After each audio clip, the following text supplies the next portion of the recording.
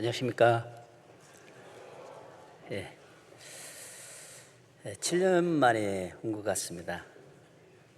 7년 전에는 한평에서 왔고 오늘은 김제에서 왔습니다. 그래서 오면서 하나 걱정 하나 있었는데 혹시 저 때문에 실명 당할까 봐 걱정이 있었습니다.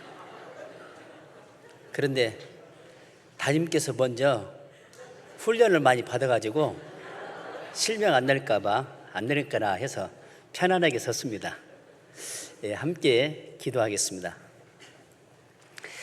살아계신 우리 주 하나님 아버지, 저희들 죄에서 구원해 주시고 또 저희 안에 주인으로 계셔서 진리의 말씀 가운데로 인도하여 주시고 그 말씀 안에서 자유를 누리며 살 수 있도록 인도하여 주신 것 진심으로 감사를 드립니다. 또한 저희 안에 주인으로 계셔서 진리의 말씀 가운데서 주님이 주신 말씀을 공급받고 그 믿음 안에서 열매를 맺으며 살아갈 수 있도록 도와주신 은혜 진심으로 감사를 드립니다. 이 거룩한 무리 안에서 주님의 인도하신 것을 따라가고 자로나 우로나 치우치지 않도록 도와주시기를 기도합니다. 오늘 또 주일을 맞이해서 하나님 말씀 앞에 나왔습니다. 저희들에게 필요한 말씀으로 가르쳐 주시고 또 저희들의 잘못된 것들을 말씀으로 교정해 주셔서 정직하게 선하게 감사함으로 주님을 위해 살 수 있도록 인도해 주시옵소서. 국내뿐만 아니라 해외에서도 복음이 전해지는 곳곳에 많은 영혼들이 주님께 돌아올 수 있도록 역사해 주셔서 감사를 드립니다. 또 우리 모임 가운데 어렵게 살고 있는 형제 자매님들, 병중에 고통받고 있는 형제 자매님들, 신앙적으로 어려움을 겪고 있는 형제 자매님들 일일이 기억하시고 하나님의 말씀으로 치료해 주셔서 평강과 기쁨과 감사함으로 살아갈 수 있도록 도와주시옵소서. 또한 내일부터 있을 대집회에도 주님이 함께해 주시고 주관해 주셔서 새로이 인도되는 그 영혼들에게 다 구원받을 수 있도록 하나님께서 친히 역사하시고 도와주시기를 기도합니다. 오늘 처음부터 끝까지 하나님께서 함께해 주시고 개개인에게 필요한 말씀으로 가르쳐 주시고 또 감동시켜 주셔서 그 말씀이 등과 빛이 되어 주님을 위해 사는데 어려움이 없도록 도와주시옵소서. 예수님의 이름으로 기도드립니다. 아멘. 마태복음 26장입니다.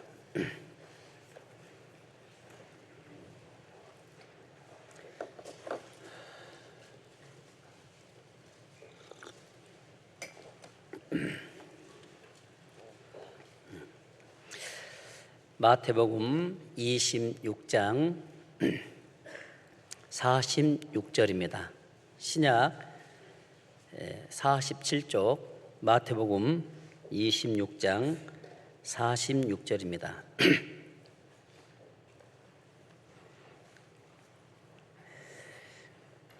일어나라 함께 가자 보라 나를 파는 자가 가까이 왔느니라. 벌써 24년도 시작이 됐고 둘째 주입니다. 올 한 해 계획했던 것들이 다 이루어지기를 바라고요. 우리가 지금 알고 있는 것은 이제 주님 만날 날이 너무 가까이 왔다. 작년에도 동일한 말씀으로 수없이 들었고 올해도 이런 말씀을 계속 들을 거라 생각이 듭니다. 이런 이유는 항상 우리 마음을 일깨우고 주님 맞이할 것을 준비하면서 우리가 해야 할 것이 무엇인지를 늘 바라보면서 주님을 위해 살다가 만나는 것이 우리의 소망이라고 생각합니다.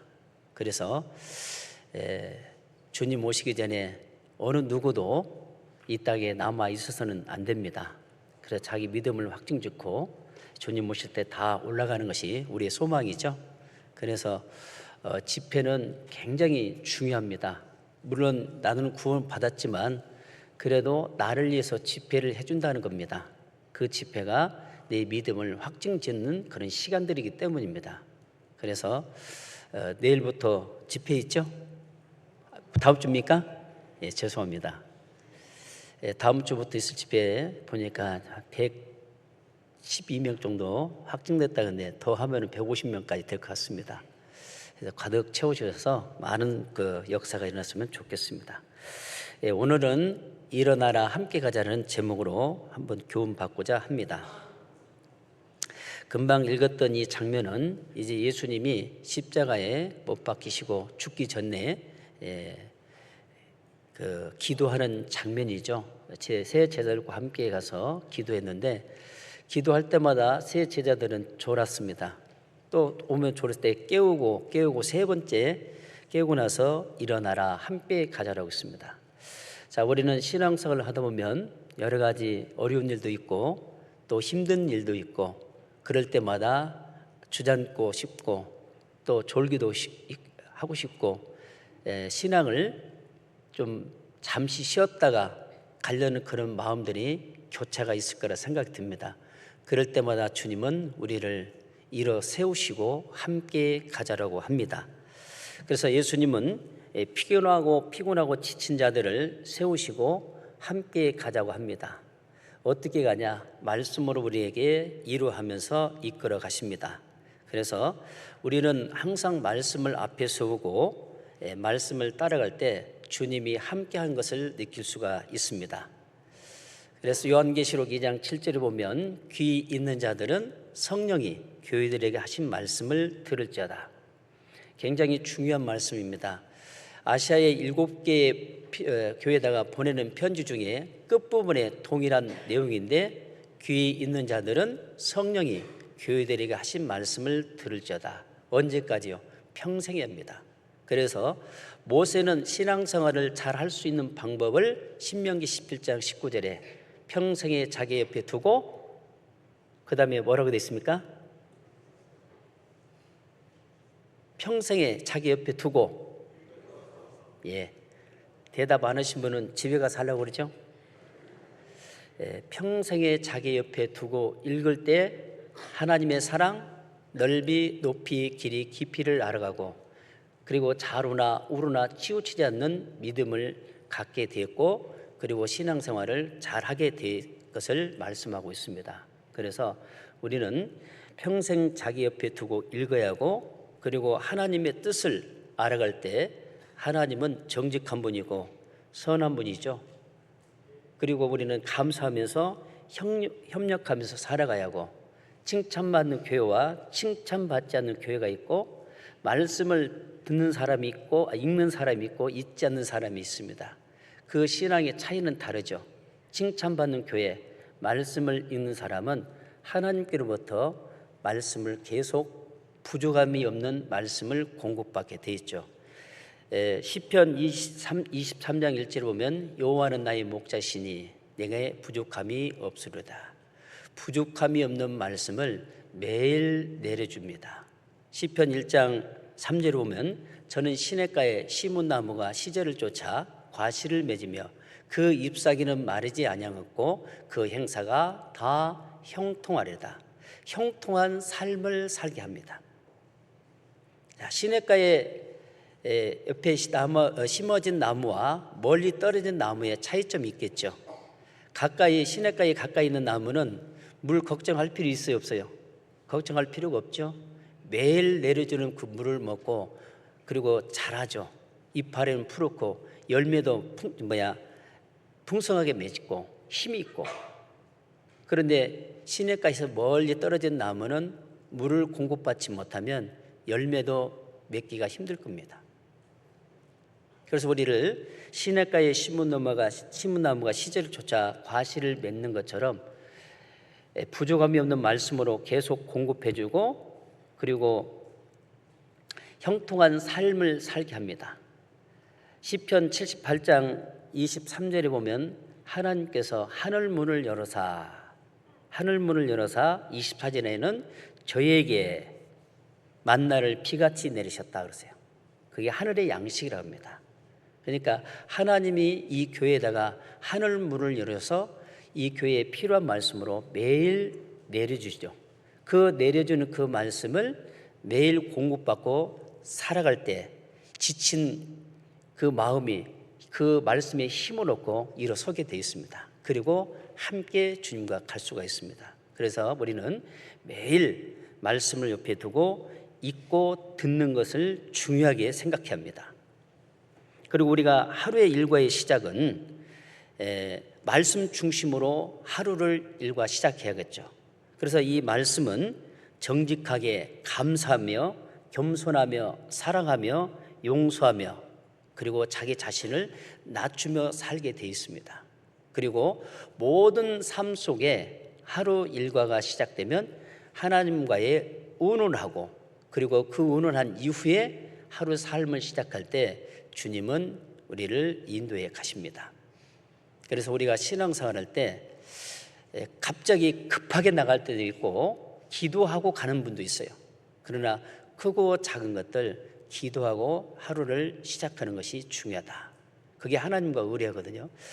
열왕기하 5장 23절에서 24절에 보면 다윗이 블레셋 군대의 전쟁터에 나가기 전에 하나님 앞에 기도했습니다. 그때 당시는 다윗의 군대도 아주 굉장히 많은 숫자를 갖고 있기 때문에 누구에게도 나가서 뒤지지 않는 그런 큰 군대였습니다.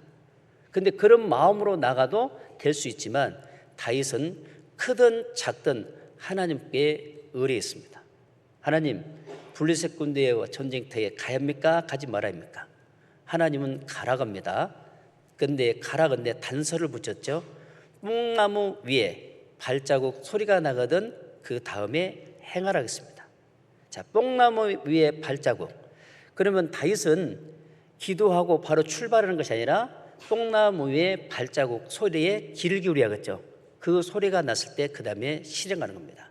그렇게 했을 때 하나님이 먼저 나가서 길을 열어놓고 그 다음에 안전한 길을 가게 하는 겁니다. 왜 그러냐면 우리는 한순간 한 치 앞도 모르는 거잖아요. 내 앞에 어떤 일이 무엇이 있는지를 모릅니다. 그러하기 때문에 하나님 앞에 의논하고 기도할 때 하나님께서 내 앞에 있는 장애물을 먼저 제거하고 안전하게 인도하기 때문에 항상 의논하라는 겁니다. 그런데 우리가 내 앞에 어떤 어려움이 있을 때만 의논하지 그 외에는 거의 않을 때가 많죠. 그래서 크고 작은 일에 대해서는 항상 의논하고 가는 것이 중요합니다. 그리고 항상 말씀을 내 앞에 세우고 그 말씀을 뒤에 따라가는 것이 지혜고 하나님의 능력이 말씀을 앞에 세울 때 나타납니다. 여호수아의 1장부터 끝장 내용을 보면 여리고성 전쟁에 대해서 말씀하고 있죠. 그래서 1장부터 6절까지 내용을 먼저 잘 들어야겠죠. 그래서 전쟁에서 이기는 방법을 알려줍니다. 언약궤를 앞에 서고 하루에 한 바퀴씩, 그리고 6일간 하고 7일째는 7바퀴 돌고, 그 다음에 나팔 소리가 나가던 고함을 지르라 그랬죠. 이걸 알려준 겁니다. 그래서 여호수아는 언약궤를 앞에 세우고 그 말씀 그대로 순종하고 따랐습니다. 그리고 나팔 소리가 들릴 때 고함을 지르니까 어땠어요? 성이 무너졌죠. 자, 이것은 우리에게 교훈인데요. 항상 말씀을 앞에 세운다는 것은 주님을 앞에 세우고 우리가 주님을 따르는 겁니다. 그래서 우리가 신앙생활하다 보면 말씀을 앞에 세우고 갈 때는 문제가 없지만 말씀을 세우지 않는다면 실패할 수 있습니다. 왜 그러냐면 말씀을 앞에 세운다는 것은 주님께 가르침 받고 주님의 음성을 듣고 구별하면서 갈 수가 있죠. 요한복음 10장 4절에 보면요, 내 양을 내가 앞에 놓으면 내 양들은 내가 앞서면 내 양들은 내 음성을 듣고 따르되 타인의 음성을 듣지 않고 도리어 도망간다겠죠. 그러니까 주님은 우리를 항상 이끌어 가신데 먼저 앞에서 이끌어 가시고 우리에게 필요한 말씀으로 가르쳐 주시잖아요. 그러니 우리가 말씀을 앞에 나가버리면 하나님께 가르침 받을 수가 없습니다. 자기 멋대로 삽니다. 자기 멋대로 살면은 어떤 일이 벌어질까요? 하나님과의 관계없는 삶을 살게 됩니다. 그래서 그런 분들은 일단 생활과 마음을 보면 거칠어져요. 말이나 행동이나 모든 게 거칠어집니다. 왜? 하나님 말씀에 가르침 받지 못하고 있기 때문에 그렇습니다. 그래서 우리는 말씀을 앞서가는 것이나 말씀을 앞에 세우고 뒤를 따르는 겁니다. 그리고 우리의 삶 속에서 항상 주님을 바라볼 때 주님은 우리에게 새 힘을 주십니다. 이사야 40장을 보겠습니다.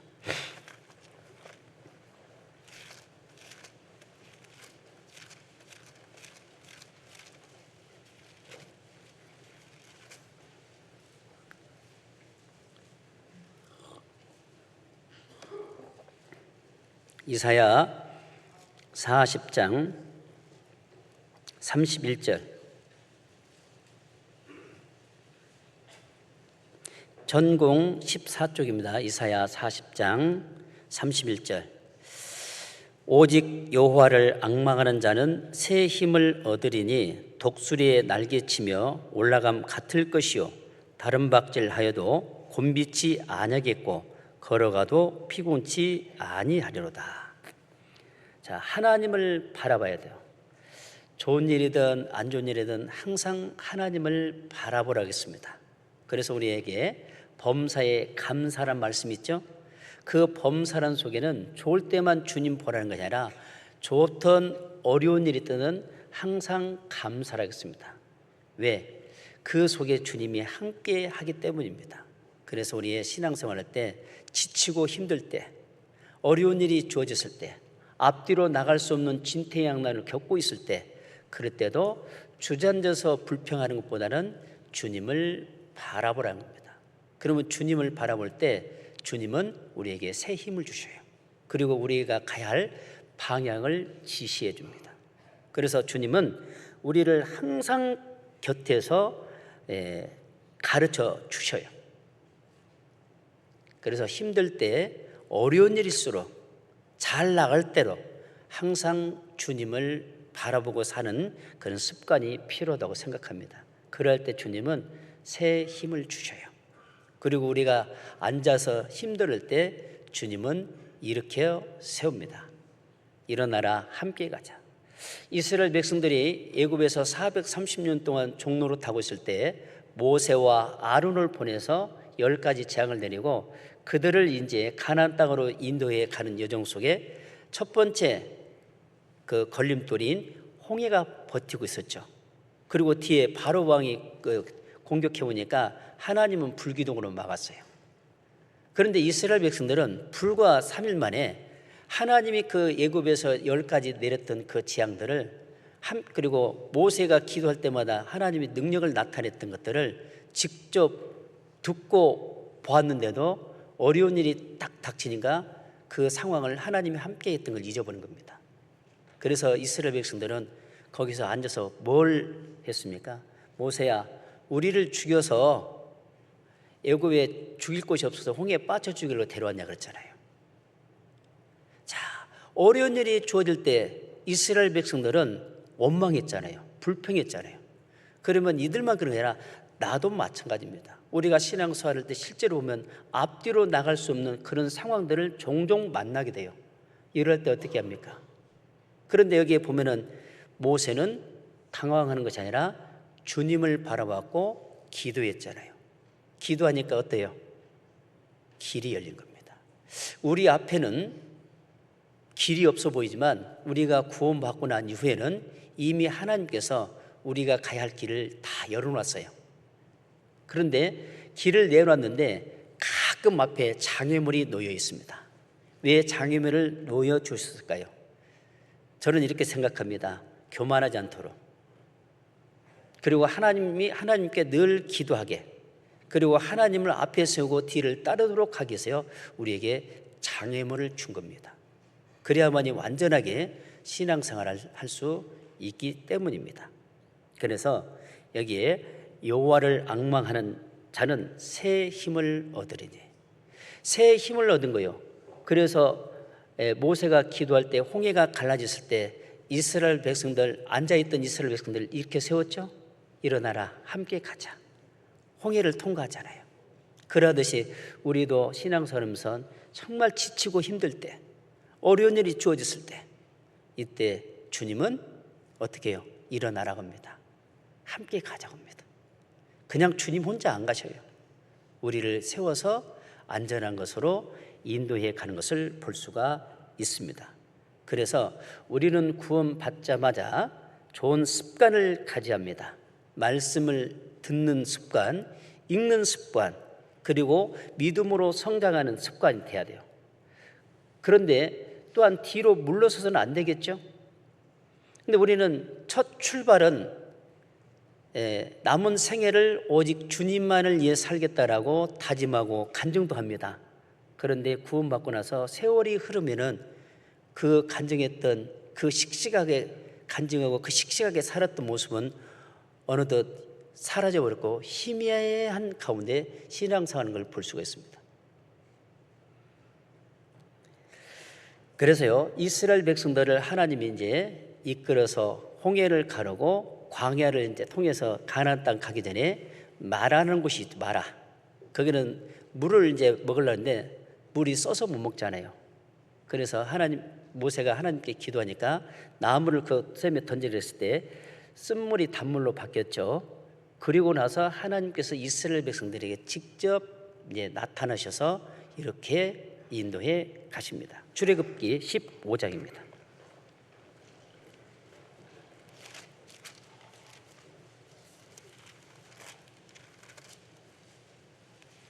15장 26절.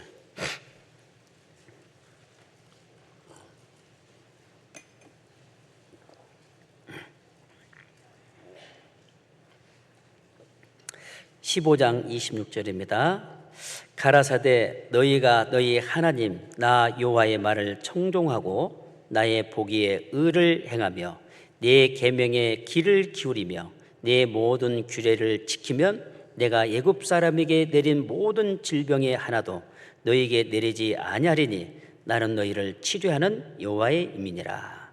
여기에 26절에 청종이라는 단어가 처음 등장합니다. 이 청종이라는 단어는 하나님의 가르침 받은 대로 산다는 뜻이에요. 요즘 말로 쉽게 표현한다면 경청입니다. 하나님 말씀에 귀를 기울이고 잘 가르침을 받아야 한다, 그죠? 그래서 우리가 처음 말씀을 접할 때 하나님 살아계신 걸 알고 죄인이라는 것도 알았고 예수님 피가 믿어졌을 때 제사함이 이루어졌잖아요. 그 제사함 받는 그 순간부터 주님 앞에 가는 그날까지 늘 말씀에 귀를 기울여서 가르침을 받고 살아갈 때 정상적인 신앙생활이 이어져 간다는 거죠. 그런데 세월이 흐르면 흐를수록 하나님에서부터 멀어져 가는 것을 발견할 수가 있어요. 그래서 조금 전에 말한 것처럼 모세는 평생에 자기 옆에 두고 읽으라 했고 이사야 선지자는 자세히 읽어보라 했습니다. 그러니까 옆에 두고 자세히 읽어봐야겠죠. 그런데 자세히 옆에 두고 읽을 때는 하나님 가까이 따라가는데 시간이 흘러서 예레미야 시대 때는 실제로 예레미야 성경을 보면 청종이라는 단어가 굉장히 많이 나와요.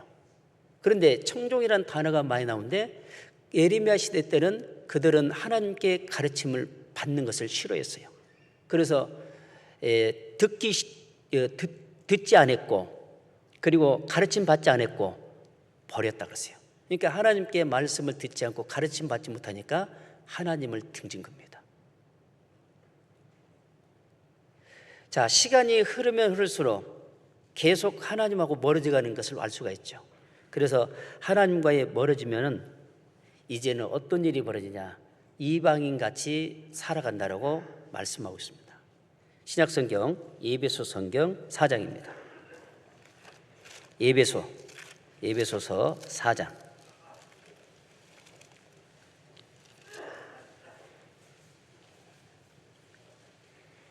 에베소서 4장 17절. 그러므로 내가 이것을 말하며 주 안에서 증거하노니 이제부터는 이방인이 그 마음에 허망한 것으로 행함같이 너희는 행하지 말라. 너희 총명이 어두워지고 저희 가운데 있는 무지함과 저희 마음이 굳어짐으로 말미암아 하나님의 생명에서 떠나 있도다. 저희가 감각 없는 자 되어 자신을 방탕에 방림하여 모든 더러운 것을 욕심으로 행하되 오직 너희는 그리스도를 이같이 배우지 아니하였느니라. 자, 여기 이방인들은 어때요? 험한 것을 행함같이 너희는 행하지 말았죠. 그런데 총명이 어두워지고 무지함과 저희 마음이 굳어지고 하나님의 생명에서 떠난 자, 그리고 감각 없는 자가 되고 더러운 것을 쫓아가는 것, 이런 이방인 같은 삶을 사는 게 뭐예요? 하나님의 가르침 받는 것을 싫어하고 그리고 듣는 것을 싫어하기 때문에 결국에는 구원은 받았지만 이방인같이 살 수 있다는 겁니다. 그러면 이렇게 살면은 이제 결론은 어떻게 되냐? 요한계시록 2장 3장에 보면은 아시아의 7개에 보내는 편지 중에 5개의 교회가 책망을 받았습니다. 책망 받기 전에는 이 7개 교회가 처음에 복음으로 시작해 출발했습니다. 그런데 어느 때 에베소 교회는 첫사랑을 버림과 동시에 니골라당을 끌어들였어요.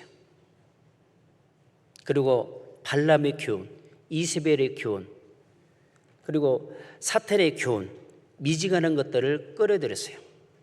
자, 이것을 끌어든 이후에 어떤 일이 벌어집니까? 주님은 그곳에서 역사할 수 없었고 그곳을 떠나버린 겁니다. 결국에는 말씀을 듣는 것을 등한시하고 말씀을 가르침받는 것을 등한시하고 버리게 되면은 주님도 그 안에서 역사할 수 없기 때문에 떠납니다.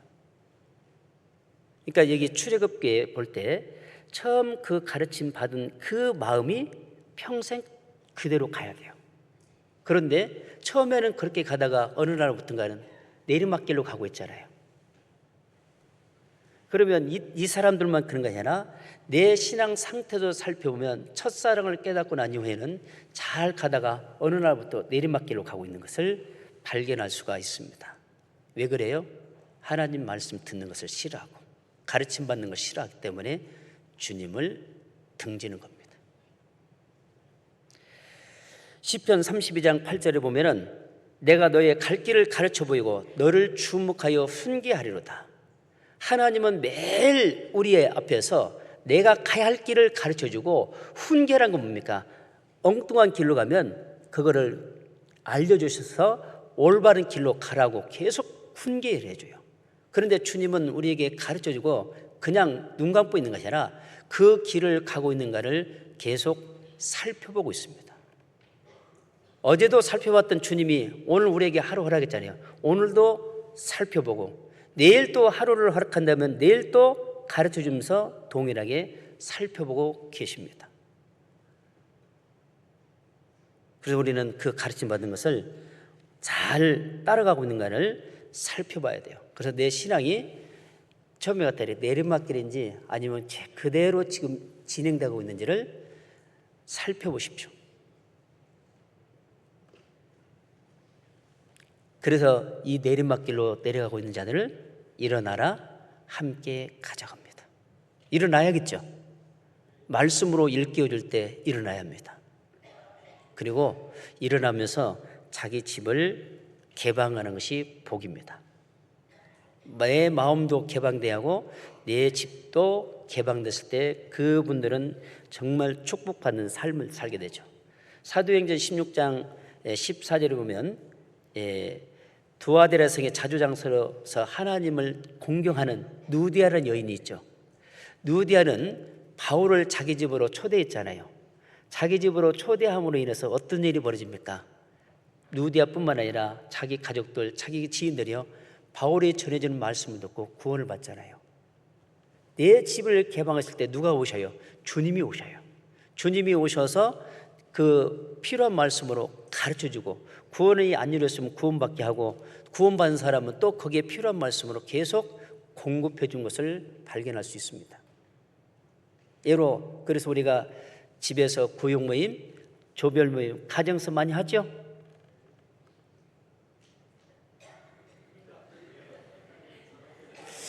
제가 헷갈려요.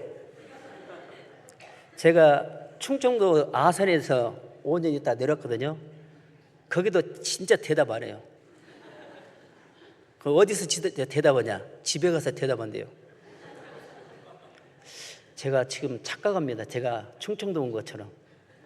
제가 알기로는 우리 강주 지역에 우리 그리스도인들 대답도 잘하고 화끈한 줄 아는 건데 제가 잘못 봤나요? 박자 좀 맞춰봅시다. 네. 무슨 내용을 잊어버렸네. 그래서 자기 집을 개방하는 것 때 누구를 모시는 거냐? 주님이 들어오시는 거예요. 누구를 통해서? 구원받은 형제자매들. 그래서 내 집을 개방할 때 형제자매들이 나의 가정을 위해서 기도해 주잖아요. 이거 정말 축복이에요. 우리 눈에는 희미하게 보이고 그냥 대수롭지 않게 생각하려가 모르겠지만 나의 집이 개방됨으로 해서 주님을 모신 거고 주님이 나에게 필요한 것들을 주셔요. 근데 대부분 요즘 옛날하고 좀 틀려서 자기 집을 잘 개방 안 하려고 하시는 분들이 꽤 계셔요. 왜 그럴까 보면요, 자기 집에 뭐 좋은 것들 하나씩 들여놨어요. 비싸. 그 그거 가지고 또 이제 판단받을까봐 개방 안 하시는 분이 계셔요. 뭐로 그럼 사셔요? 괜찮습니다. 그거 절대 판단하지 않습니다. 나도 필요하면 사서 쓰는 거잖아요. 왜 그걸 판단합니까? 판단하신 분이 잘못된 거죠. 본인은 사서 쓰면서 남은 사서 쓰면 안 되나요? 그러나 너무 지나친 것을 가놓으면 안 되겠죠. 그래서 집을 개방할 때 누가 오셔요? 주님이 오셔요. 그래서 집을 개방하고 했던 사람들 성경에 보면 많은 축복받은 것을 볼 수가 있습니다. 보디발은 자기 집을 개방함으로 요셉이 자기 집이 돌아서 부자가 되면서 요셉이 함께하는 하나님을 봤잖아요. 이새는 다윗의 아버지 이새죠. 이새는 자기 집을 개방함으로 해서 막둥이 아들이 사무엘을 통해서 기름 부어 받고 두 번째 이스라엘 왕 유명한 다윗 왕이 탄생했습니다. 그 다윗 왕의 일대기를 통해서 지금도 그 신앙을 배우고 있잖아요. 그 개방이 엄청난 파장을 일으키고 있잖아요. 좋은 쪽으로.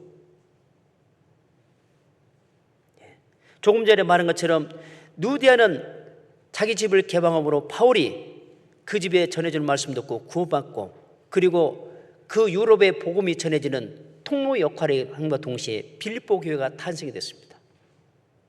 그 통로가 돼서 유럽에게만 전해진 것이 아니라 유럽, 미국 전역으로 전해서 지금 우리에게까지 복음이 전해지고 있잖아요. 고넬료도 이방인이었죠. 베드로를 자기 집에 초대함으로 해서 고넬료뿐만 아니라 자기 가족과 지인들 많이 구원받잖아요. 바울과 신라가 복음을 전하다가 옥에 갇혔을 때 그 간수가 자기 집을 초대함으로 인해서 자기뿐만 아니라 가족들이 다 구원받는 것. 자기 집을 개방하고 그리고 교회를 개방할 때 많은 영혼들이 구원받는 탄생, 그리고 구원받은 사람들이 서로 간증을 통해서 배우고 그리고 서로 기도할 때 이로가 되는 축복받는 삶이 자기 마음과 집을 개방하는 겁니다. 그래서 그 개방하는 것은 축복받는 길이죠. 그런데 옛날하고 요즘하고 많이 달라졌어요. 제가 30년 전에 구원받고 할 때는 가정집에서 거의 막 모임들 재밌게 했었거든요. 근데 너무 많이 좀 그런 게 사라져 버렸어요. 자기 집을 개방하는 것을 싫어하는 것들이 종종 보입니다. 어디 가나. 그런데 성경에서는 개방했을 때 이렇게 축복받는 것을 우리에게 교훈하고 있습니다. 그리고 우리가 말씀을 읽고 듣는 것을, 교제 참석하는 것을 사모할 때 사모하는 마음이 있어야 즐겁게 신앙생활할 수 있습니다. 시편 1장 2절에 보면은 오직 여호와의 율법을 출구하라 하겠습니다. 그 율법을 주야로 묵상하렵니다. 자, 우리가 묵상 많이 들어봤잖아요. 묵상하려면 어떻게 해야 돼요? 말씀을 읽어야 돼요. 읽어야 말씀을 암송이 돼요. 암송이 됐을 때 그 말씀에서 묵상하는 겁니다. 묵상으로 끝나는 것이 아니라 행함으로 나타나는 것이 묵상이에요. 말씀은 행함으로 살아가잖아요. 근데 우리는 묵상까지만 딱 끝나면 행함이 안 이루어지면 그건 아닌 거죠. 그래서 읽어야 하고 외워야 하고 묵상할 때 이게 사실이구나 행함으로 나가는 겁니다. 그게 묵상이에요. 그럴 때 즐거운 거예요. 그 즐거움 삶 속일 때 어떻게 해야 돼요? 태어남과 동시에 말씀 읽고 암송하고 묵상하고 그럴 때 행할 때 무럭무럭 자라서 열매를 맺는다고 그러세요. 그래서 베드로는 있죠. 베드로전서 2장 2절에 보면 신령한 젖을 사모하라 했습니다. 태어나자마자 신령한 젖. 아이가 엄마 뱃속에서 태어나면 엄마는 그 아이에게 젖을 주죠. 젖만 주는 것이 아니라 사랑을 같이 먹여줘요. 그래서 그래야 할 때 정상적으로 자라잖아요. 그러하듯이 우리도 하나님의 품이어야 되면 교회예요. 말씀이 젖이 뭐예요? 말씀이에요. 이 몸된 교회 안에서 하나님이 주신 젖을 풍성히 먹을 때 무럭무럭 자라서 열매가 맺고 그 열매가 맺는 사람들은 거룩한 삶을 살게 되고 기도의 끈을 놓지 않습니다. 그래서 디모데전서 4장 5절에 보면 하나님의 말씀과 기도로 거룩하여 짐이라. 말씀을 읽어야 거룩한 삶을 배우고 거룩하게 살 수가 있는 겁니다. 올 한 해 계획 세웠죠? 일독하기로 했어요, 안 했어요? 잊고 있습니까? 그 약속이 끝까지 가야 돼요. 끝까지 가야 합니다. 그런데 출발은 잘 됐는데 또 살다 보면 바쁘다 보면 하루 이틀 미루다 보면 12월 30일이 다가옵니다. 그리고 후회해요. 25년 되는 기필코 성공하겠노라 또 31일을 만납니다. 자주 이런 반복적인 게 아니라 실제로 내가 한번 일독한다는 그 목표를 세우고 한번 해보십시오. 그리고 자신과 싸움입니다. 그 싸워서 이겼을 때 12월 31일 날 다 읽었을 때 그 맛은 틀릴 겁니다. 그래서 성경을 읽는 사람과 읽지 않는 사람의 신앙 차이는 분명 틀려요. 그리고 성경을 읽는 교회하고 읽지 않는 교회 분명 신앙 상태도 틀립니다. 말씀이 붙잡아 주는데 말씀을 안 읽으면 어떻게 붙잡히겠어요?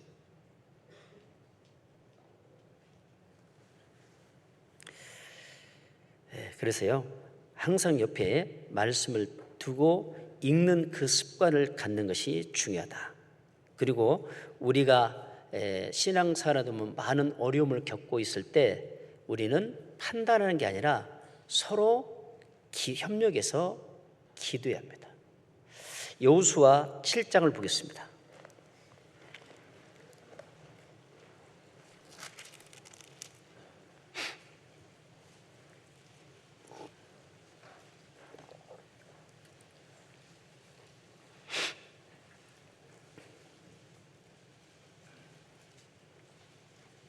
(7장 6절) 여호수아가 옷을 찢고 이스라엘 장로들과 함께 여호와의 궤 앞에서 땅에 엎드려 머리에 티끌을 무릅쓰고 저물도록 있다가, 자, 이 장면은 지금 아이성 전투에 실패한 장면입니다.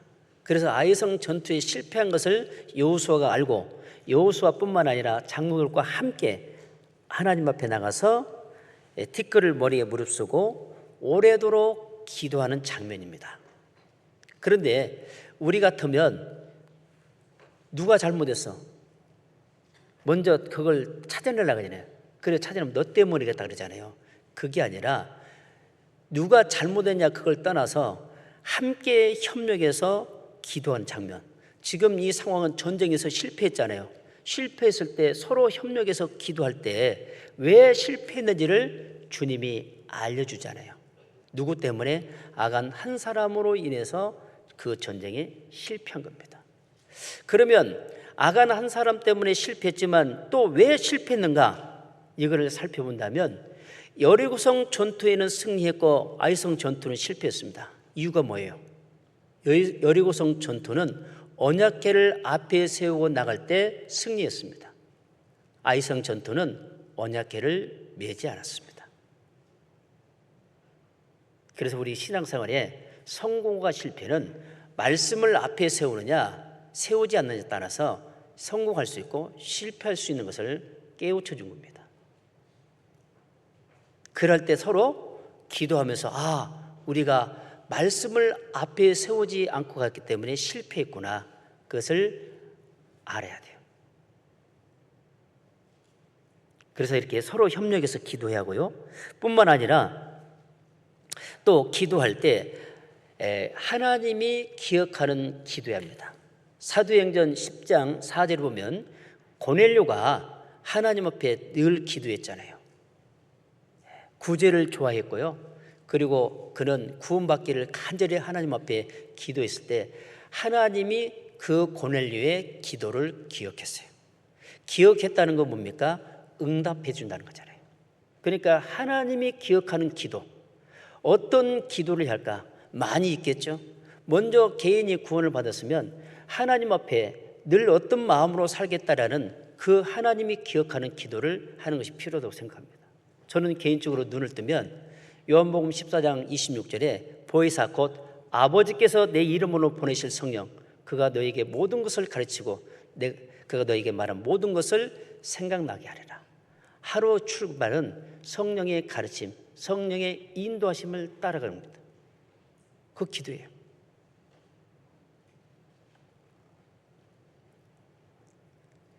그리고 시편 119편 43절을 보면 진리의 말씀이 조금도 주님 앞에서 진리의 말씀을, 주의 율례를 떠나지 않게 해달라고, 주님의 말씀을, 이 무리 안에 있잖아요. 주님의 말씀을 떠나지 않게 해달라고, 진리의 말씀 내 입에서 조금도 떠나지 말게 하소서. 내가 주의 율례를 바란나이다. 주님의 가르친 말씀을 늘 바라보면서 이 무리 안에 있어야만이 계속 공급받잖아요. 말씀을. 그 공급받는 것을 계속 생각해야 하고, 141장 3절에 보면 내 앞에 파수꾼을 세우시고 내 입술을 지켜달라고 하잖아요. 우리는 눈을 뜨면 말을 할 때 실수하는 말이 너무나 많아요. 어쨌든 간에 실수예요. 오늘은 내가 말을 좀 차분하게 실수하지 않고 좀 해야겠다라고 다짐하지만 됩니까? 가면 또 실수예요. 그러나 의식하고 가는 거하고 의식하지 않고 가는 거하고는 틀리겠죠. 기도할 때 의식이 되면 조금씩 고쳐져요. 왜 고쳐져요? 집에 오면요, 오늘 내가 누구 자매, 누구 형제하고 교제했는데 이 말 했으면 안 됐는데 이 했구나. 그게 생각이 나면서 마음에 새겨집니다. 하나. 그러면서 실수를 줄여가는 겁니다. 그리고 다니엘처럼 다니엘서 1장 8절에 하나님 앞에서 뜻을 정했죠. 무슨 뜻을 정했습니까? 하나님 앞에서 평생 깨끗하게 살기를 바랬잖아요. 하나님은 그 뜻을 정했을 때 다니엘에게 지혜를 줬어요. 꿈을 해몽하는 지혜를 줬어요. 그 뜻이 그날만 한 게 아니라 다니엘의 삶 속에서 늘 뜻을 정하며 살았습니다. 그 말은 뭐냐면 하나님 편에서 살기를 원해야 돼요. 다니엘은 평생 하나님 편에서 살다가 하나님 앞에 갔습니다. 다니엘의 삶을 보면요, 그는 생명의 위험이 왔을 때 기도에 끈을 놓지 않았죠. 새 친구와 함께 협력해서 기도했고, 사자굴 속에 집어넣는다 할 때 문을 열고 그는 매일 3번씩 고향을 향해서 기도했습니다. 두려워하지 않았습니다. 오히려 감사했습니다. 그 결과 어떤 일이 벌입니까? 비록 사자굴 속에 들어갔지만 나올 때 다니엘이 믿는 하나님은 참 하나님이라는 것을 온 세상에 선포한 겁니다. 그리고 다니엘은 끝까지 하나님을 저버리지 않았어요. 그 뜻이 그렇습니다. 이런 삶을 살게 해달라고. 하나님 앞에 이런 기도하면 기억하지 않겠어요? 솔로몬은 다니엘보다 더 지혜가 있었고 총명이 있었고 왕이 있었습니다. 그러나 솔로몬은 하나님이 주신 그 지혜를 끝까지 붙잡지 못함으로 하나님을 등져버렸습니다. 그래서 하나님이 나의 기도를 할 때, 하나님이 기억하는 그 기도할 때 하나님은 내 기를 기억하시고 기도를 기억하시고 응답해 주십니다. 그래서 하나님이 기억하는 그 기도, 그러니까 어려운 일이 주어졌을 때 늘 기도하는 것이 중요합니다. 그리고 온 교회가 함께 협력해서 기도하는 겁니다. 다음 주에 대집회 있으면 지금부터 온 성도들이 함께 기도하고, 지금 전도하려고는 그 확정된 분들도 비록 약속했는데 못 올 수도 있고, 근데 안 온다는 사람이 또 오시기도 하고, 어쨌든 간에 전 성도들이 지금 251명 기도 부탁했던 걸 함께 기도하는 겁니다. 하나님 기억 안 하겠어요? 그리고 집회할 때 오셔서 말씀 듣는 분들 이름은 모르지만 카톡에 올라왔을 때 같이 보고 함께 기도하는 겁니다. 주님이 기억하잖아요. 결국에는 구원의 역사가 일어나잖아요. 네. 그런 기도해야 돼요. 자, 여러분, 내가 수영을 못합니다. 그런데 책방에 가서 수영에 관한 책을 사서 읽었습니다. 평영, 저병, 자유형 같은 거 다 읽었어요. 마스터 있습니다. 수영 잘할까요, 못할까요? 대답하는 사람은 어째요 또? 습관이 됐군요. 할까요, 못할까요? 확실하죠? 그럼 어디 가야 수영 잘해요? 이제 수영장 가야죠. 수영장 가면은 코치가 있습니다. 코치에 받으면 금방 물에 떠요. 왜 그러냐면 이미 내가 책을 읽었고 또 수영이 가르쳐 보니까, 코치가 가르쳐 주니까 금방 수영을 할 수가 있는 겁니다. 바꿔 말하면 우리는 주일날, 수요일날 해별 모임, 때로는 개인이 매일매일 성경을 읽어요. 주옥 같은 말씀을 수없이 들었어요. 그런데 말씀은 듣고 끝나버린 겁니다. 들었으면 행함해야 돼요. 그게 말씀을 듣고 깨닫는 거예요. 깨닫지 못한 것은 행함이 안 나와요. 수영을 잘하려면 물가에 가듯이 내가 신앙생활을 잘하려면 배웠던 말씀을 붙잡고 그대로 따라가는 겁니다. 그게 신앙생활을 잘하는 거예요. 우리는 형제 자매들하고 교제할 때 성경 몇 장 몇 절 자주 얘기도 합니다. 그게 정말 내 것이 되었습니까? 아니면 이론입니까? 내 거가 돼야 돼요. 내 거가 됐을 때 수용하는 겁니다. 내 거가 됐을 때 그 사람은 그 말씀 앞에 진정 순종이 되고 말씀이 살아서 역사한 것을 하나님의 손길과 능력을 경험하게 됩니다. 경험하면 할수록 그분의 신앙은 정상적으로 가겠죠. 그래서 우리는 주옥 같은 말씀 주일날, 수요일날 얼마나 많이 들어요. 그런데 주일날, 수요일날 들었던 한 말씀이라도 내 마음속에 새겨져야 돼요. 오늘 또 여러분 말씀들로 오셨습니다. 그 듣던 말씀 중에 내 마음속에 꽂혀져야 하고, 그리고 그 말씀이 일주일 동안만이라도 항상 생각하면서 살아야 합니다. 그런 말씀들이 계속 쌓이면 쌓일수록 그분의 말과 행동은 말씀과 일치가 돼서 삶의 변화가 되겠죠. 그게 수영을 잘하는 것처럼 그게 신앙생활을 잘하는 겁니다. 그리고 우리는 주님이 이렇게 세우시고 함께 가자고 합니다. 그리고 우리는 함께 갈 때 우리는 주님을 닮아가야 돼요. 어떻게 닮아가야 돼요? 여러분 이런 일 있죠. 모창 가수, 성대모사 잘하는 사람들 있잖아요. 어떤 사람은요, 그 모창 가수라면 상대편의 가수를 그대로 흉을 내잖아요. 그러면 그 사람 모습을 그대로 닮아가겠어요? 비디오를 통해서 계속 보고 또 보고 또 보고잖아요.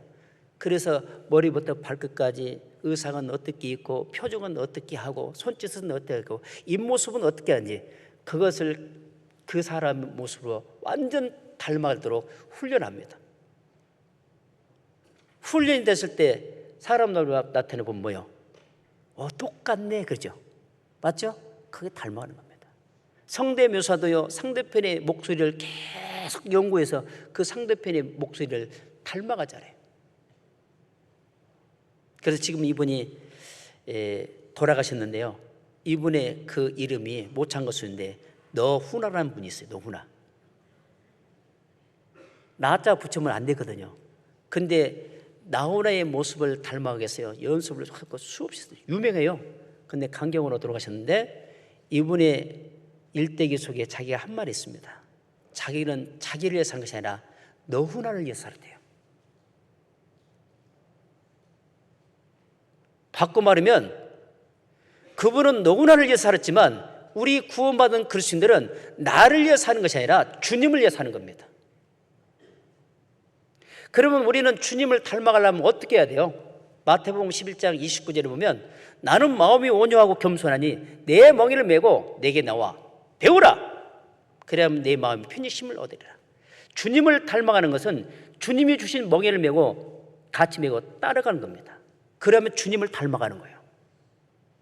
어떻게? 빌립보서 2장 5절에 너희 안에 이 마음을 품으라. 곧 그리스도 예수의 마음이니 예수님의 마음에 품고 멍에를 메고 주님께 배워가는 겁니다.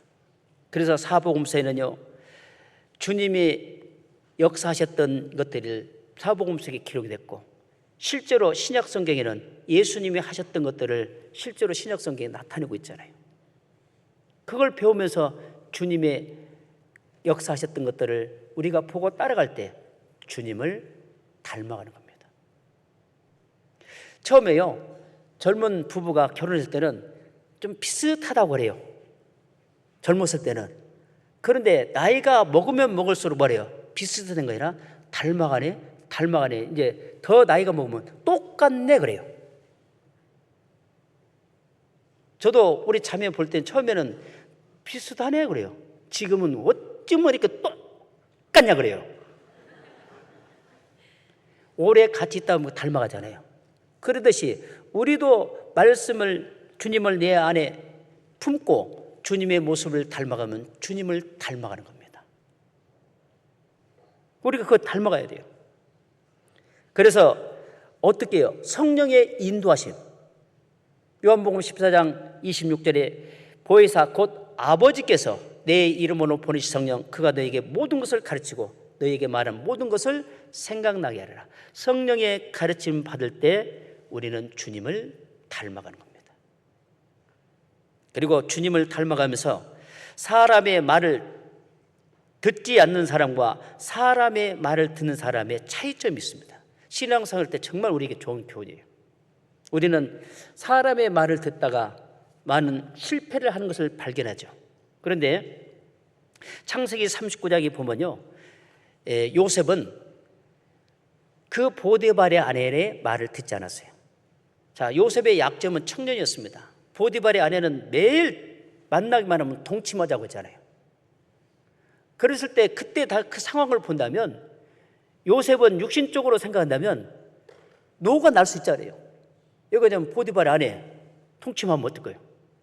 그런데 하나님을 위해 사는 그것은 끝나버린 겁니다. 그런데 요셉은 뭐라고 했어요? 당신의 남편이 다른 것은 다 하라겠지만 당신만큼은 허락지 않았다. 그리고 더 나가서는 하나님 앞에는 큰 악이다. 그래서 보디발 아내 말에 귀를 기울이지 않았고 그 자리를 피했어요. 피하니까 어디로 갔습니까? 옥에 들어갔죠. 여기에 우리의 교훈이 있습니다. 요셉이 보디발의 집에 간 것은 뭘 배운 거예요? 행적을 배워요. 행적. 그죠? 행적을 배웁니다. 그리고 옥에서는 뭘 배웁니까? 법률을 배워요. 이유는 뭐예요? 이제 요셉이 애굽에서 총리가 되려면 그 법과 행정을 모르면 당하거든요.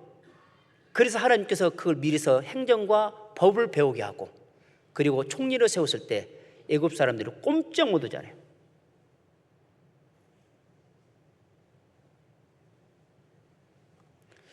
요셉은 사람의 말을 듣지 아니함으로 하나님 앞에 평생 귀하게 쓰임 받았어요.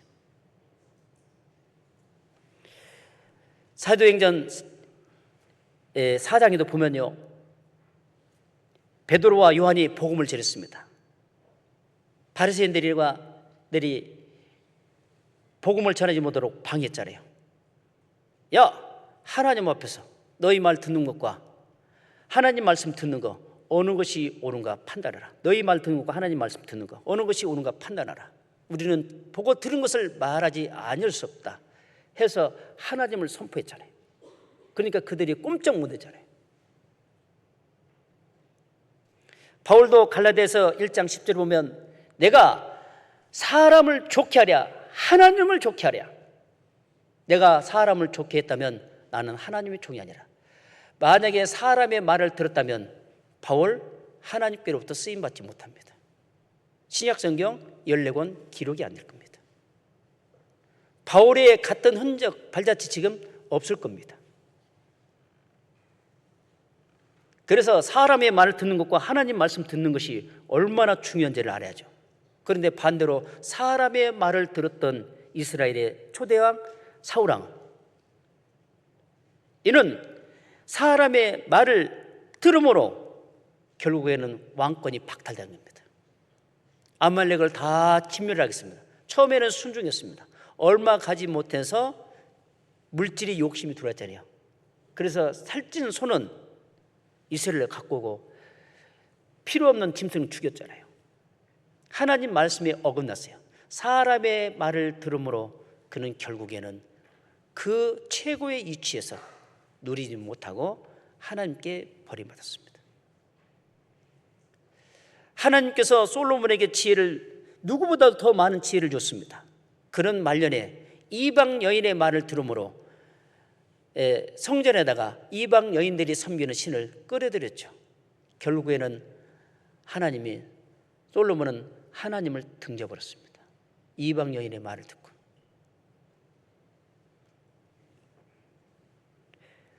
그래서 우리가 신앙생활 할 때요, 누구 말을 듣느냐가 중요한 겁니다. 아담도 가장 살을 가까이 있던 아내의 말을 들으므로 선악과를 따먹은 말미암아 두 종류의 사람이 탄생한 겁니다. 천국 가는 사람과 천국 가지 않는 사람이 탄생했잖아요. 비극입니다. 삼손은 하나님이 그런 능력을 줬는데 들릴라의 말을 들음으로써 하나님의 능력이 나가는 것을 비밀을 알려줘 버렸잖아요. 두 눈을 잃어버렸습니다. 그러면 우리가 신앙생활할 때 형제 자매들과 만나서 교제가 이루어질 때 하나님께로 가르침 받는 것에 대해서 그걸 교훈받는 것을 간증하냐, 아니면 다른 말을 갖다 듣냐, 이게 달라지는 거예요. 그래서 내가 전해주는 이 말이요, 상대편에게 좋은 영향을 끼칠 수 있고 아니면 나쁜 영향을 끼칠 수 있다는 교훈입니다.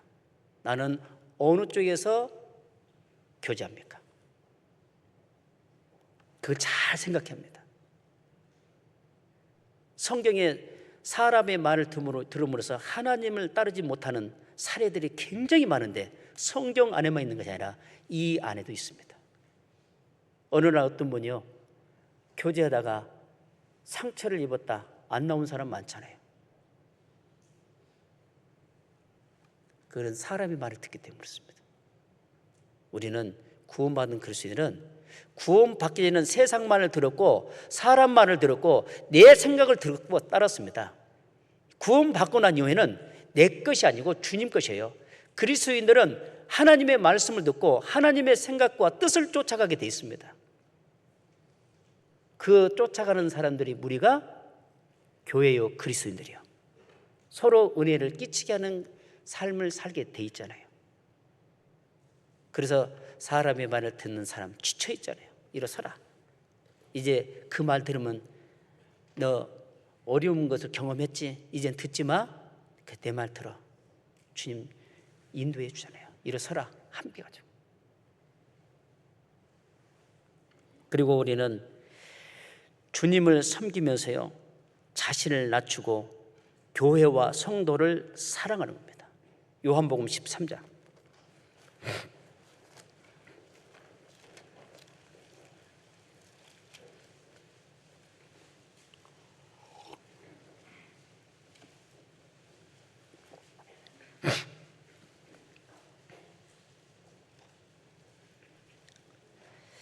요한복음 13장 5절입니다.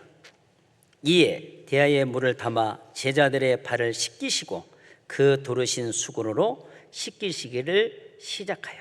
자, 이 장면은 예수님이 대야다가 물을 떠다가 제자들의 발을 씻는 장면인데, 이 장면은 뭐냐면 십자가에 죽기 전날이에요.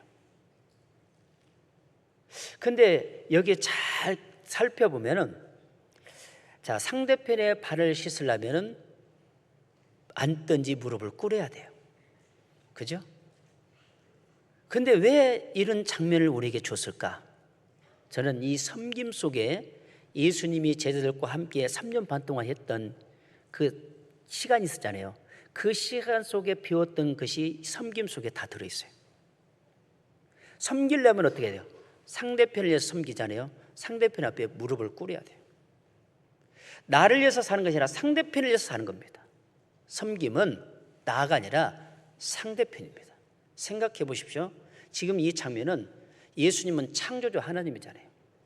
그런데 창조주 하나님이 사람의 몸을 입고 이 땅에 오셔서 피조물 앞에 무릎을 꿇었다는 것은 놀라운 일 아닙니까?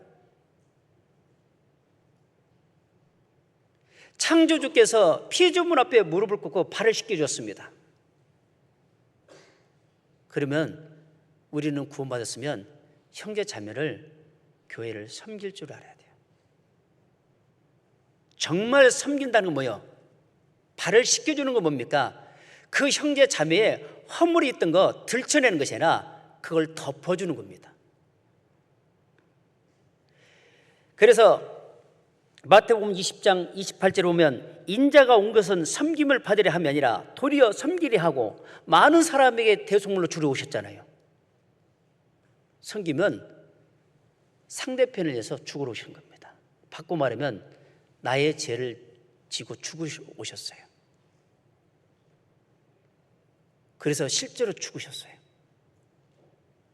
그리고 우리가 구원을 받았어요.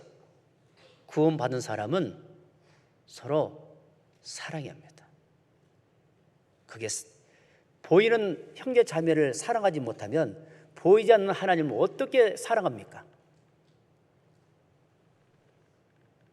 그래서 창조주 하나님이 사람의 몸을 입고 오셔서 섬기는 방법을 직접 본을 보여줬어요. 그럼 우리도 거기에 섬겨야 하잖아요. 그 섬겨갈 때 주님은 우리를 세워가요. 그래서 주님이 우리를 위해서 죽으실 때 하나님이 예수님에게 죄를 다 담당시키잖아요. 이사야 53장 6절에 보면, 우리는 다 양 같아서 그를 행하여 각기 제 길로 갔거늘 여호와께서는 우리 무리의 죄악을 그에게 담당시켰다. 하나님께서 우리 죄를 예수님에게 담당시킨과 동시에 예수님은 그 죄를 지고 십자가에서 못 박히시고 피를 흘려 죽으셨어요. 그게 섬김입니다. 나는요, 얼마나 섬깁니까?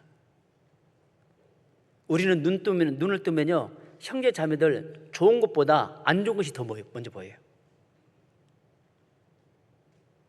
그 안 좋은 것 보고 판단하고 시기합니다. 어디에서? 직접 앞에서 하면 안 되니까 보이지 않는 곳에서 속닥합니다. 형제님, 자매님, 이거 알아? 뭔데? 내가 형제 자매만 믿어. 이 말 다른 데 가서 하면 절대 안 돼. 알았어. 해봐요. 불과 몇 시간 만에 그 판단하는 사람 귀에 들어가요. 열왕기에 보면요, 그 아람 왕이 이스라엘을 치게서 골방에서 쉽게 말하면 종일, 그것도 밤에 참모들과 작전을 짜잖아요. 작전을 짰는데 다음날 탄론하잖아요.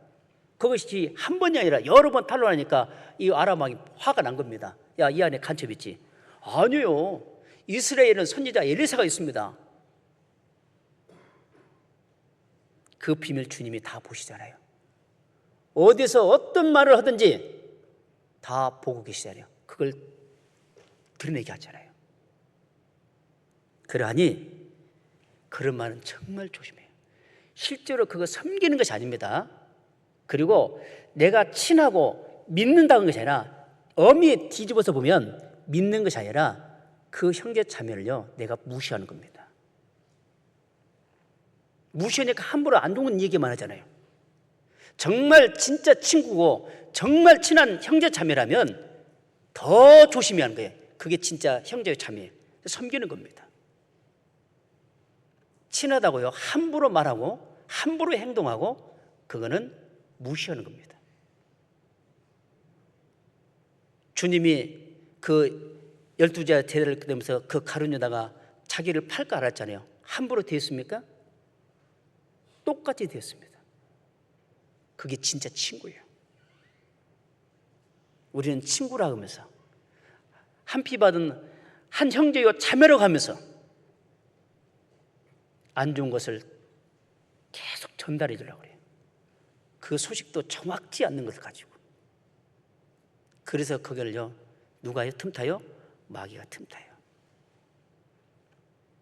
마귀에게 제공해 주는 거예요. 야, 우리 마음을 흩으라고.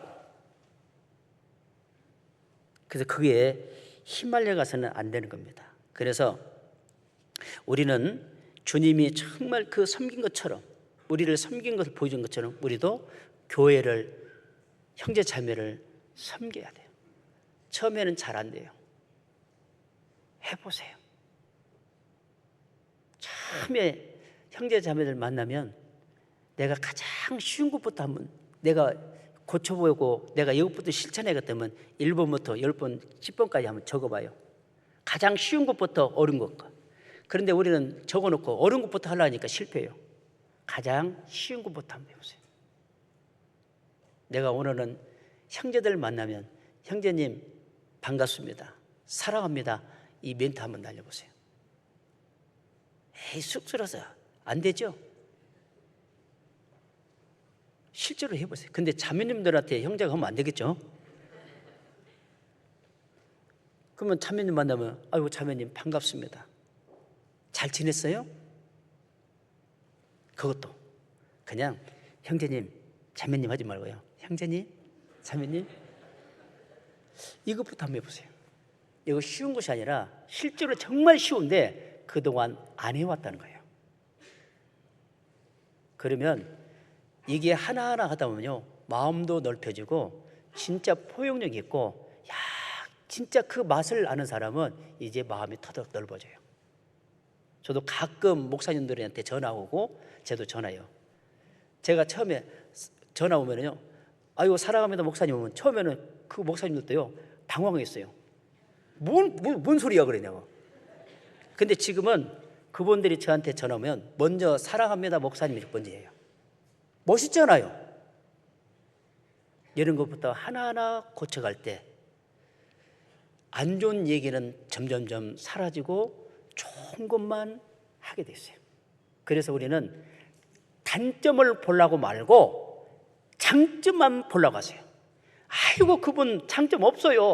없긴 해, 없어요. 찾아보면 있어요. 찾아보면 뭐 어디 한 가지로 있어요. 찾아보면. 그래서 우리 애기들한테 가끔 너 어디가 이뻐 보면 애기들 보통 여기잖아요. 또 어디 코, 또 어디 여기요.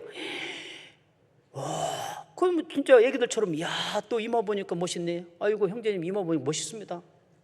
나는 주름이 많이 접혔는데. 좋은 것을 많이 얘기하려고 노력해봐요. 그러면 그분은 하루 행복하게 삽니다. 저도 그렇게 하려고 많이 노력했는데 조금씩 고쳐져요.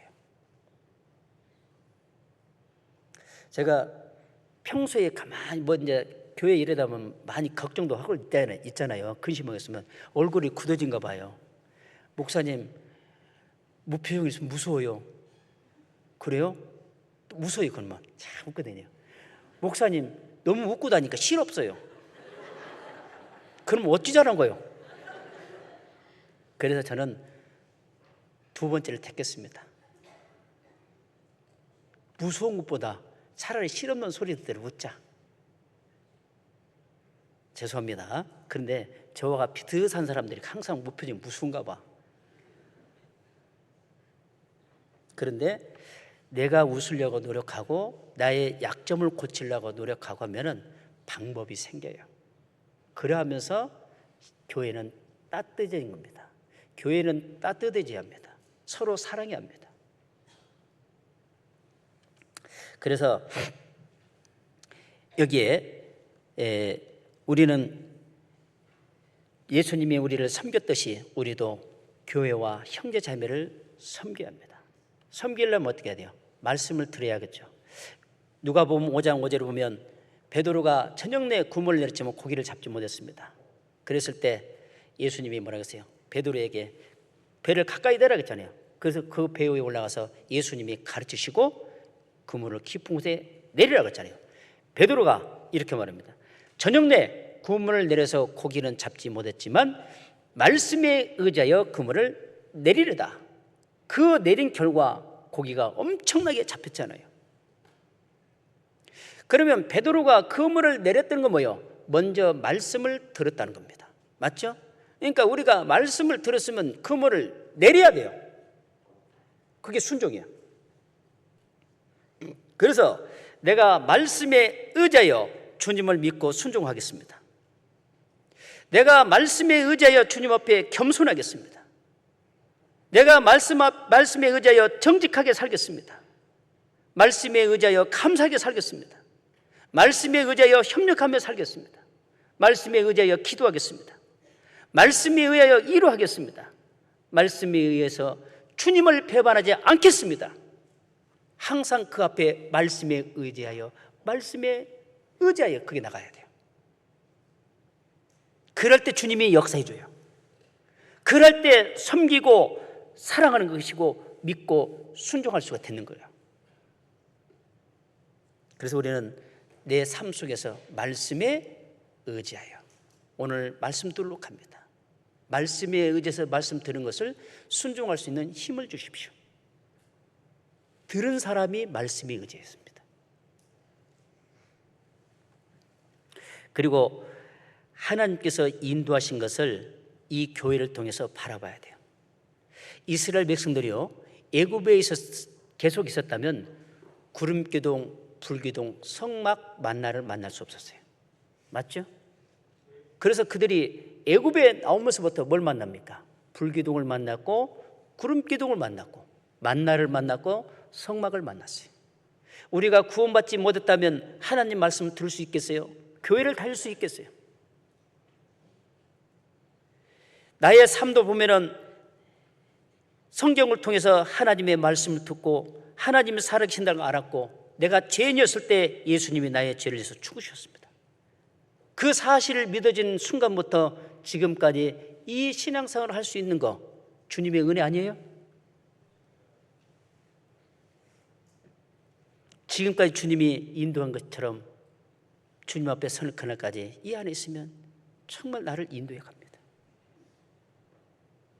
제가 오늘 아침에 운동하고 오세요.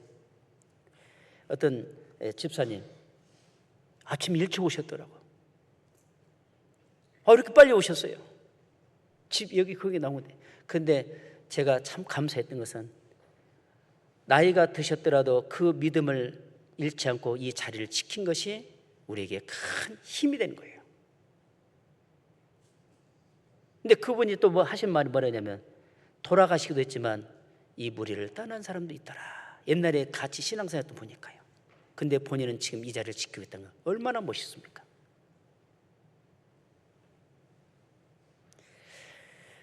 그래서 우리는 엘리야는 이세벨에게 쫓겨나고 동굴 속에서 하나님의 세미한 말씀을 들었지만 바울은 폭풍 속에서 하나님 말씀을 들었어요. 우리는 어딜 가든지 하나님 말씀을 들어야 돼요. 그리고 다윗에게는 양을 칠 때 곰과 사자를 만나게 했습니다. 이유는 뭐예요? 골리앗 앞에 서기 위해서.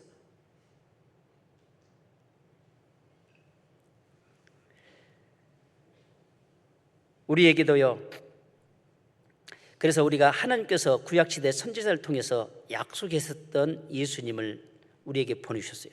그리고 그 예수님이 우리 죄를 위해서 죽으셨습니다. 믿는 자에겐 천국 갈 수 있는 믿음을 줬죠. 만약에 예수님이 이 땅에 오셔서 죽지 않았다면 우리는 부도난 거예요. 그죠? 근데 우리는 부도가 난 것이 아니라 천국 갈 수 있는 확실한 소망이 됐어요. 그래서 죄인의 신분에서 의인의 신분으로 바꿔주셨습니다. 그래서 구원받고 난 이후에 삶 속에 보면은 많은 어려운 일을 경험하잖아요. 나는 왜 이렇게 어려운 일만 경험하냐? 다른 형제 자매는 잘 되는데 왜 나는 아직도 깊은 동굴 속에서 지금 빠져나가는데 동굴이 끝이 있는지 없는지 몰라요. 왜 나는 이 속에 아직도 지금 동굴 속에 갇혀 있냐? 개개인의 이유가 있습니다. 그러나 부자나 솔로몬이나 다윗도 떠날 때는 부귀영화 다 놓고 떠나잖아요. 중요한 것은 뭐예요? 뭐가 남아요? 구원받은 것이 중요한 거예요. 그래, 내가 구원받았으니까 깊은 터널 속에 지금 통과를 하고 있는데 캄캄하지만 내 곁에는 주님이 함께 하셔. 조금 후면 저기 동굴 끝이 보일 거야. 가자. 주님은 거기서 뭐라고 합니까? 일어나 함께 가자 그래요. 함께 가자.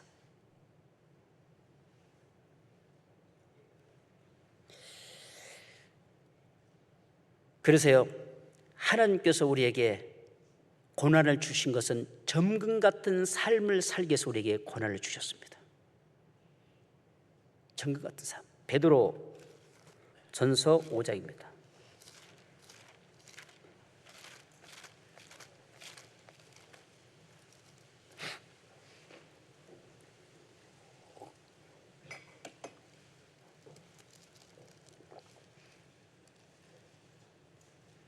베드로전서 5장 10절. 모든 은혜의 하나님 곧 그리스도 안에서 너희를 부르사 자기의 영원한 영광에 들어가게 하신 이가 잠깐 고난을 받는 너희를 친히 온전케 하시며 굳게 하시며 강하게 하시며 털을 경고케 하시리라.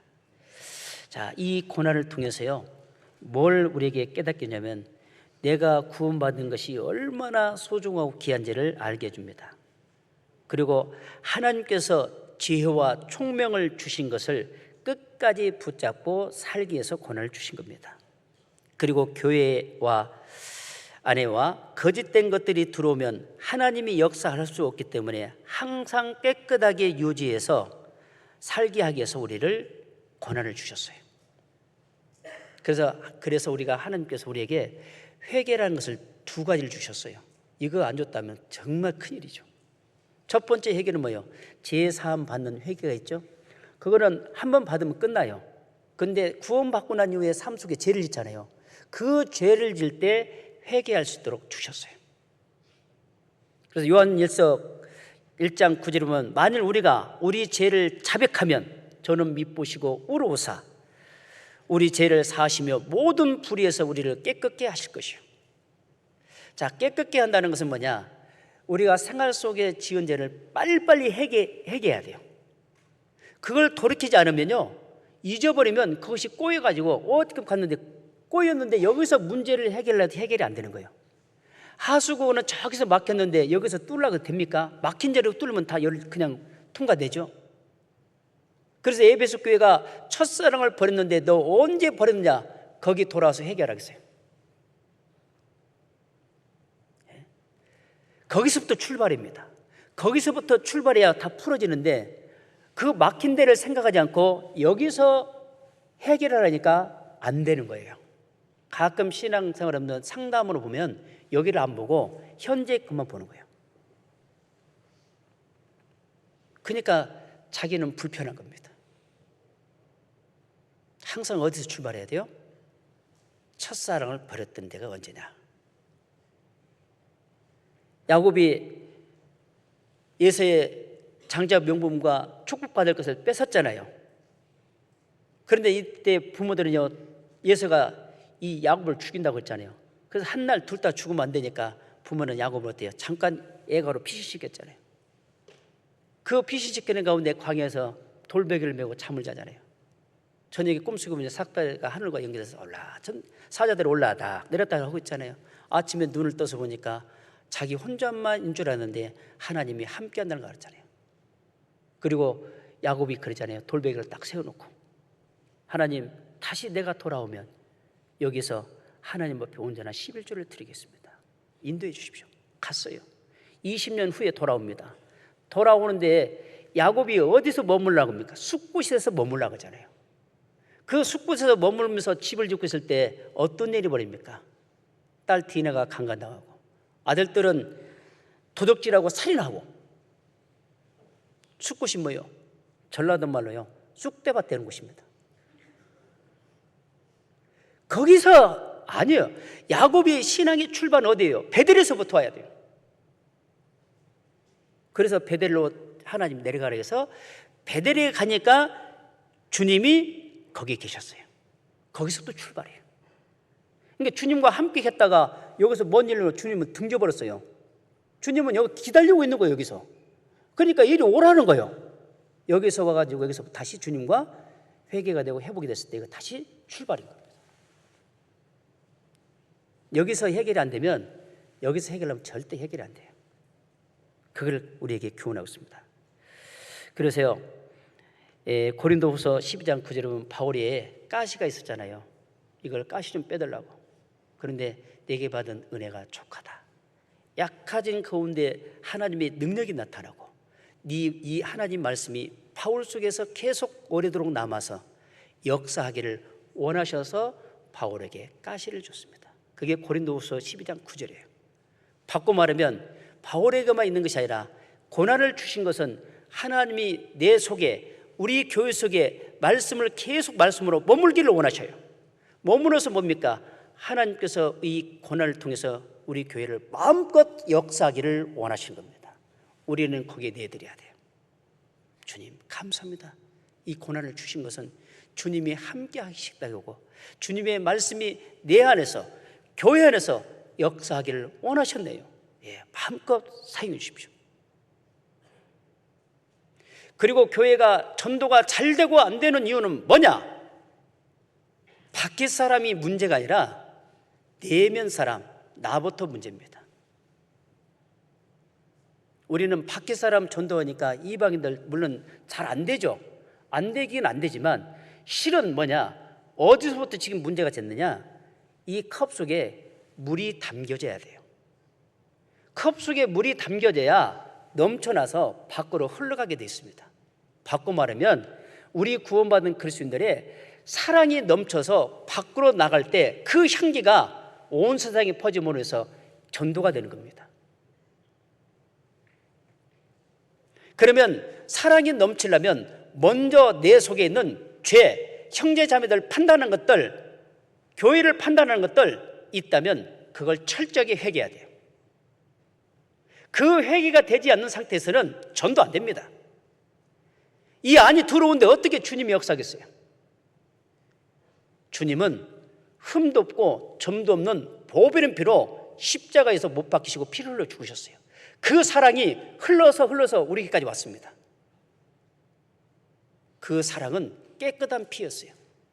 점도 없고 흠도 없는 피였어요. 그렇기 때문에 복음이 우리에게 전해진 겁니다.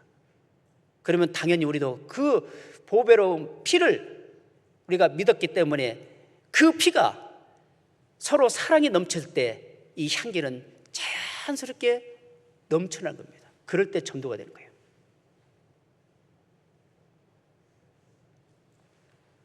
그래서요,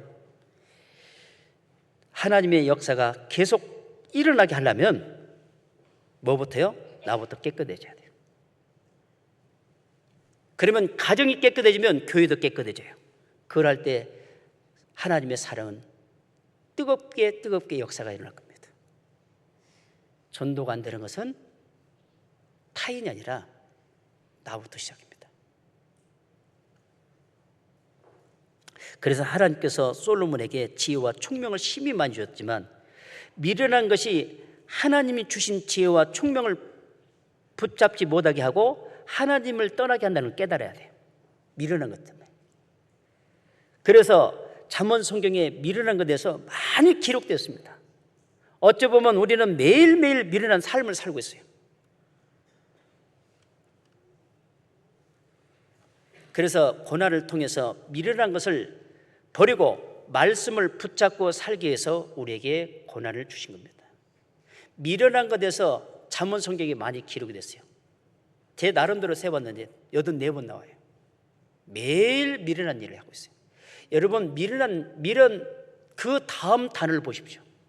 얼마나 무서운 단어들이 많이 기록됐는지. 어떤 성경은 아주 미련으로 다 장식해 놨어요. 잠언 성경에 보면요. 그래서 잠언 성경 볼 때 미련한 것을 동그라미 쳐보고 그 다음에 멘트를 보십시오. 어떻게 기록됐는가. 그래서 이 고난을 주신 것은 믿음을 굳게 하고 선한 일을 행하게 하고 그리스도의 좋은 군사로 살게 하고 그리고 하나님께 복음과 함께 살고 하나님의 사람으로서 합당하게 살게 하는 것이고 영광 받게 하신 겁니다. 그리고 고난을 통해서는 하나님의 말씀을 잘 깨닫게 돼 있어요. 여러분, 고난 받으면 받을수록 성경이 더 많이 깨달아져요. 고난을 받으면 받을수록 하나님만 의지하게 돼 있어요. 고난을 받으면 받을수록 더 깨끗해져요. 자기를 발견해요. 고난을 받으면 받을수록 입과 행동이 조심해져요. 그리고 하나님을 두려워해요. 그래서 욥기 42장 5절에 보면요, 내가 죽게 되어 귀로 듣기만 하였사더니 이제는 내가 내 눈으로 보옵나이다. 고난은 하나님의 말씀을 선명하게 깨닫게 하고 하나님이 역사한 것을 선명하게 보이게 하는 겁니다. 욥이 고난을 통해서 하나님께로 직접 가르침 받고 난 다음에 욥기 42장 5절 말씀을 간증하잖아요. 내가 말로만 들었던 주님, 이제 내 눈으로 봅니다. 이렇게 돼야 돼요. 말로만 들었던 게 아니라 실화입니다. 그리고 우리가 신앙생활 때 잠잠히 참아 기다려야 돼요. 참는 것도 신앙입니다. 그리고 우리가 신앙생활하면서요, 선입견을 걷어내야 오해하였습니다. 선입견. 잠언 18장 13절에 보면 사연을 듣기 전에 대답하는 자는 미련하여 욕을 당하느니라 했죠. 양쪽의 말을 드립니다. 그런데 우리는 뭐부터 들었습니까? 이 선입견이라는 걸 보면요, 형제 자매들의 실수한 것을 먼저 들어요. 그걸 딱 들으면 내 마음속에 각인이 돼요. 이 각인이 되고 나면 그 다음부터 그 형제 자매는 항상 그런 사람으로만 대하게 돼 있어요. 그리고 그 형제 자매가 잘못됐던 거 알고 고쳐가잖아요. 고쳐가는 것도 항상 매사 그런 사람이야 이렇게 생각해요. 그 선입견이 내 안에 각인돼 버리면 정말 빠져나기 어렵고 무섭습니다. 그 선입견이 내 자리를 잡으면 신앙생활하는데 많은 손해를 봐요. 그런데 하나님 편에서 한번 보십시오. 하나님 편에서는 우리를 선입견으로 보지 않았습니다. 비록 실수한 줄 알아요.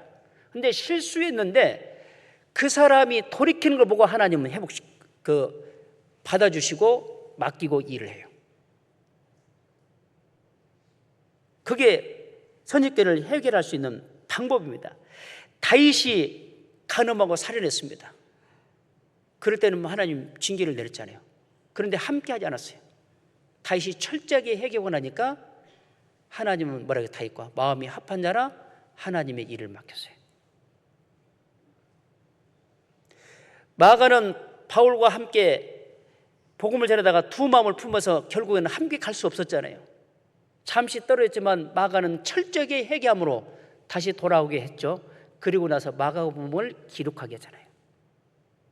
주님이 선입견으로 봤다면 마가복음 기록하라고 허락했겠어요? 예수님이 십자가에 죽으실 때 두 강도가 십자가 매달려 죽습니다. 죽을 때 한 강도는 돌이키잖아요. 돌이킬 때 뭐였어요? 처음에 막 욕했잖아요. 너 욕했으니까 안 돼 그랬습니까? 바로 돌이킬 때 너와 나와 함께 낙원에 있으리라. 하나님 보는 선입견은 없습니다. 돌이킬 때 바로 용서해주고, 돌이킬 때 회복시켜주고, 돌이킬 때 일을 맡긴 거예요. 근데 우리는요, 한 번 잘못된 거에 선입견이 이렇게 딱 새겨져 버리면 안 빼져요. 항상 그런 사람을 산 줄 알아요. 그런 사람이 아니라 비록 처음에는 이분이 이런 삶을 살았지만 말씀을 배우면서 신앙생활하면서 바뀐 걸 봐야 돼요. 나는 처음부터 깨끗했습니까? 지금도 깨끗합니까? 깨끗하게 살기 위해서 말씀으로 듣고 배움으로써 고쳐가잖아요. 그 고쳐가는 거 보고, 야, 저번에 옛날에는 제일 실수했지만 말씀에서 계속 듣고 보면 고쳐가네? 멋있네? 그게 중요하잖아요. 신앙생활하면서 이 선입견이라는 것이 한번 새겨지면 벗겨내기가 참 어려워요. 그래서 우리는 고치려고 노력하는 것을 봐야 합니다. 그럴 때 이 선입견에서 점점 멀어지게 돼 있고요. 그럴 때 고쳐가는 그분을 통해서 주님의 능력이 나타나잖아요. 네. 그래서 우리는 신앙생활하면서 지치고 힘들 때 주님은 일어서라 하고 함께 가자고 합니다. 이런 일 있죠. 마지막 말씀입니다. 어느 초등학교 3학년이요. 이제 친구 집에 놀러 갔어요. 친구 집 놀러 가니까 엄마가 맛있는 음식도 해주고 간식들 만들어 줬어요. 그래서 이제 만들어 주면서 친구 엄마가 이제 그 친구에게 물으면, 너희 엄마는 어떤 분이니? 그랬어요. 네, 우리 엄마는 항상 좋은 말만 하세요. 뭐 알기를 좋은 말만 하지? 그랬더니 그 학생이 이럽니다. 예, 말 잘 듣든 못 듣든 너 좋은 말 할 때 말 들어. 너 좋은 말 할 때 말 들어 한답니다.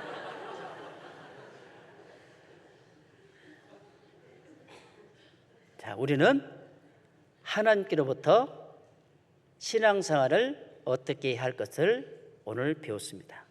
좋은 말 하셨죠? 잘 들어야 돼요. 그렇게 하면서 올 24년도 봉성교회 계획들이 다 이루어지기를 바라고, 또 여러분들의 하나님을 위해서 어떻게 살겠다는 그 계획들이 다 이루어지기를 바라겠습니다. 기도하겠습니다.